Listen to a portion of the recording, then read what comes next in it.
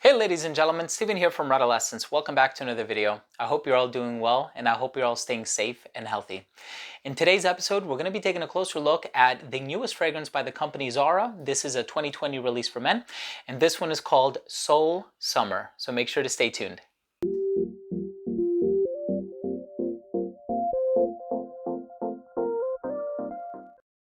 Not aware, Zara is a company that kind of makes their own versions of more popular designer or niche fragrances, with the exception, I would say, of a lot of their vibrant leather flankers. Now, the original, as many have noted and pointed out, kind of smells similar to Creed's Aventus, and I think it smells more similar to Creed's Aventus in the opening, but it kind of falls flat.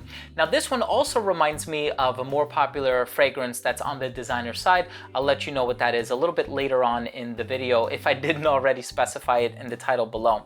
Now, the full name for this fragrance is Seoul 532-8 Sinsadong Gangnam-gu Summer, and there was no way that I was going to remember that. But this is the summer variant which came out this year, and prior to that they had the original version, which is presumably not as light, not as fresh, not as summery. So I didn't actually buy both of them separately. I bought them at once. They came in the same package, and so they're two, I believe, 100 ml bottles, and they were available for fewer than $30. So this is a really good deal.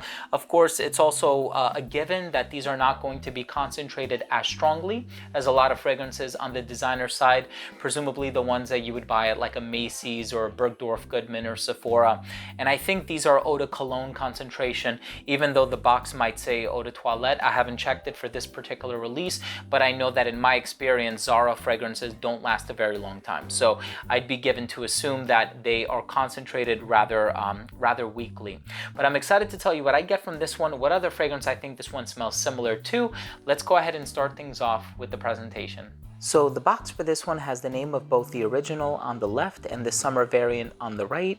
The original came out some time ago, but the summer version is the one that came out this year in 2020. The serial number and the ingredients may be located on the bottom of the box.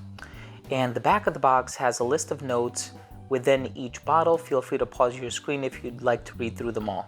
This side of the box has a quote by Pablo Picasso, as well as a graphic of the city of Seoul, which is located in Korea. The bottle itself just has this blue coloration on it. It has the name of the fragrance in the top left-hand corner, Zara written towards the bottom. All the information may be located on the very bottom of the bottle on top of a sticker if you're looking to authenticate your purchase. Zara is also engraved into the top of the cap. The cap for this fragrance does click into place very securely. You can pick it up from the cap, and the distribution on the atomizer is nice and wide. Let's continue with the smell. Now, as soon as this fragrance opens up, you are going to get a subtle sweetness lingering in the base, but you're also going to get this very bright, vibrant, fresh, citrusy opening. Now, there isn't one particular citrus note that in my opinion stands out when it comes to this fragrance, but you really are going to get just this generic, fresh, citrusy opening, and immediately you are going to be reminded of fragrances like Invictus Aqua by Paco Rabanne, also perhaps Y by YSL. Now, YSL has more of a characteristic sweet smell. I know it has the apple, the vanilla going on in there, whereas with Invictus Aqua, you kind of have like this sort of bay leaf, eugenol, clove, minty sort of a vibe in the opening with that sweet tonka bean undercurrent. And I think tonka bean or coumarin are such pervasive notes when it comes to other more popular designer fragrances, and it's sort of been a trend that we've been seeing as of the past couple of years, and there's definitely a little bit of that, or a lot of that I should say, going on in this one. So yes, it actually, I perceive it to be an Invictus Aqua clone. It draws so much inspiration from it, and I would say the two are probably like 90 to 95% similar. I think the difference is really going to lie in the performance. I think when you're looking at something like an Invictus Aqua, it's probably going to last a little bit longer, not as long as like an Invictus Original or Invictus Legend or some of the other flankers or the Intense version, right? But I think that this one is going to give you severely diminished longevity in comparison to Invictus Aqua and the actual name brand Invictus line. Now this one, on the other hand, The question that might arise is, okay, I really like the smell of Invictus Aqua. I don't really want to spend $80 to buy that new 2018 version, I think it is, or 2019 version. I forgot when it came out. I know the original came out back in 2016. Is it worth buying this one as a substitute for it? I would say absolutely. I think if you're in the market for something that smells similar to Invictus Aqua, you can play around with the most recent Bath & Body Works fragrance, which is called Atlantic. That one is definitely in the wheelhouse of like an Invictus Aqua. However, I do find that one is more of a deviation and a departure from the Invictus Aqua DNA than this one is. This one is actually much, much closer. Now, there's a part of me that is a little bit annoyed as well, because I know Zara has several fragrances that smell like Invictus Aqua, and I'm still scratching my head trying to figure out why. I know a lot of times they repurpose things and they rebottle things and they release new fragrances which give the impression that they're new because they have a new name, new bottle, new aesthetic, but they actually go off of an existing compound or an existing fragrance, one that they've used in the past. And so that is a little bit of a disappointment for me, because as a consumer, just keep it the same. And I think a lot of people are also inevitably and ultimately going to get confused by it, because they're gonna walk into the store expecting to buy a fragrance that perhaps they've fallen in love with, and they might say, oh man, this one has been discontinued, but unbeknownst to them, it's not discontinued, it's just new bottle, new name, new presentation, but the smell is exactly the same. So yeah, very bright, fresh, summery, citrusy. It's the type of fragrance that you wanna wear if you're just lounging around, running errands, but this is also a DNA that has gotten me a lot of compliments in the past. Now, I'm not in this for compliments. I've only done one top 10 most complimented video on my channel out of like 1,300 videos that I've uploaded in the past 7+ years.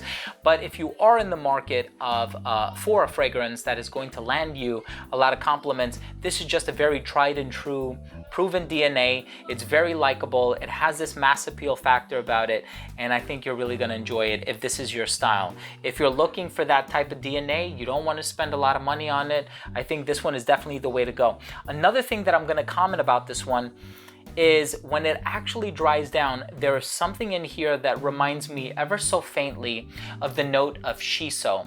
And I think it's that one element that is really interesting, and it's so mild, and I would say it occupies no more than like 3 or 4% of the composition, but just the fact that I'm able to pick up on it ever so slightly is so unique to me.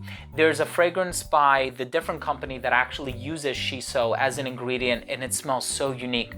The first encounter that I had with that ingredient was in a fragrance by the company État Libre d'Orange, and it's called Fille de Dieu du riz et des agrumes, and it translates to the son of God, rice, and citrus.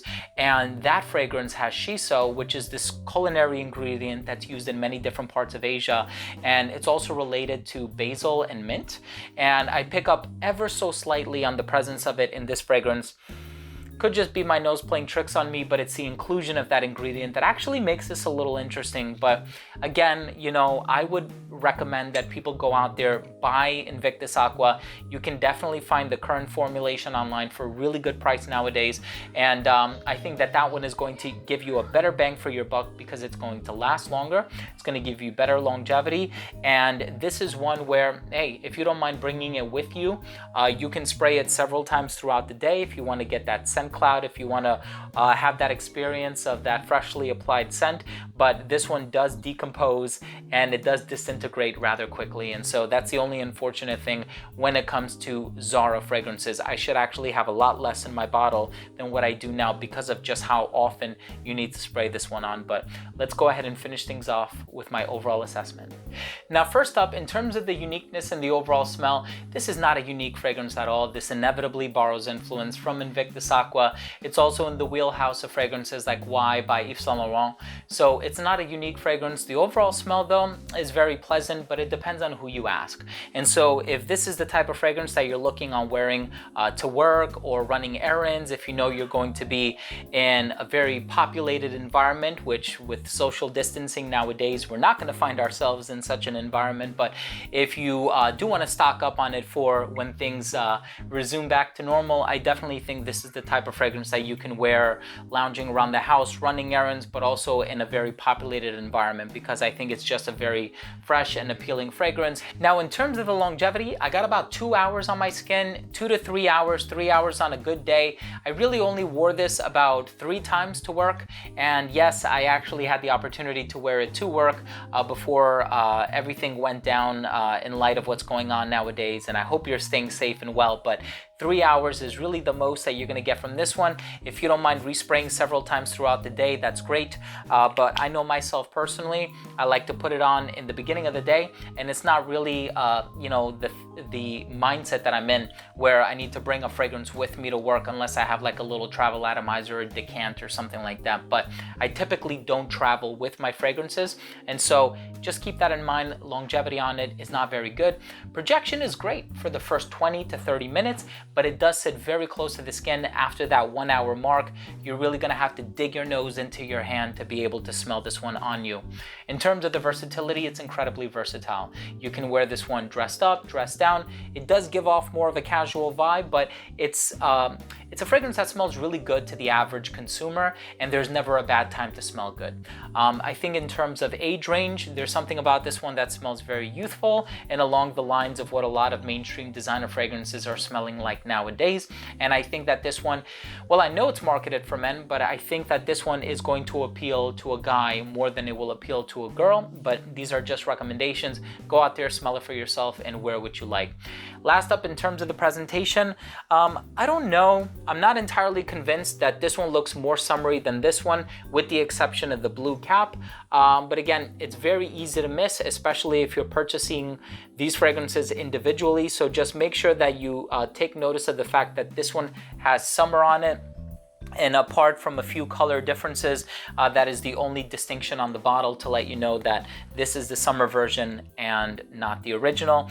But my final verdict on this fragrance is it's a decent fragrance, especially if you're in the market to purchase something for somebody who is just getting into fragrances. Maybe it's the holidays, you want to buy a quick gift for somebody, you don't want to spend a whole lot of money, but you want to guarantee that they're going to smell good and that they're going to receive compliments and not get any complaints from people when they wear fragrances. Even if you over applied this one, you're not going to turn anybody off just because it's so weak.